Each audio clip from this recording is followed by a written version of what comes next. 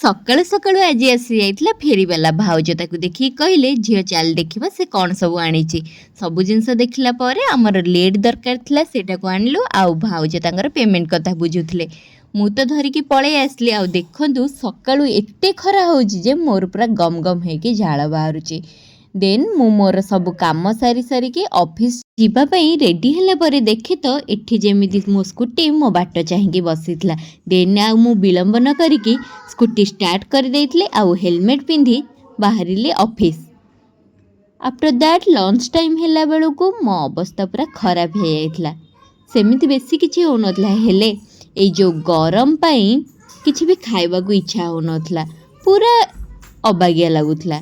ହେଲେ ସକାଳୁ ଉଠିକି ପରିଶ୍ରମ କରିକି ବନେଇଛି ପୁଣି ଟେଷ୍ଟି ପନିର ତରକାରୀ, ନ ଖାଇଲେ କ'ଣ ହେବ। ଆଉ ଏପଟେ ଦେଖନ୍ତୁ ମ୍ୟାଡ଼ାମଙ୍କର କେତେ ସୁନ୍ଦର ହସ। ଏବେ ତ ବାର୍ଥଡେ ପାଖେଇଲାଣି, ଖାଲି ପାର୍ସଲ ଉପରେ ପାର୍ସଲ ଆସିବ। ଦେନ୍ ରଲିକୁ ତା ରୁମ୍ରେ ଛାଡ଼ିକି ଘରକୁ ଆସିକି ପହଞ୍ଚିଲା ବେଳକୁ ଦେଖେ ତ ଭାଇ ଆଣିଦେଇଥିଲା ଆଇସ୍କ୍ରିମ୍। ନଣନ୍ଦ ଭାଉଜ ମିଶିକି ଆଇସ୍କ୍ରିମ୍କୁ ଏନ୍ଜୟ କଲୁ। ଆଉ ମୋ ଭାଉଜର କି ହସ ଲୋ। ଆଜିର ଭିଡ଼ିଓଟି ଯଦି ଆପଣମାନଙ୍କୁ ଭଲ ଲାଗିଥାଏ ଦେନ୍ ଲାଇକ୍ କମେଣ୍ଟ ସେୟାର କରିନେବେ। ଆଉ ଯିଏ ସବସ୍କ୍ରାଇବ୍ କରିନାହାନ୍ତି ନିହାତି ସବସ୍କ୍ରାଇବ୍ କରିନେବେ। Thank you.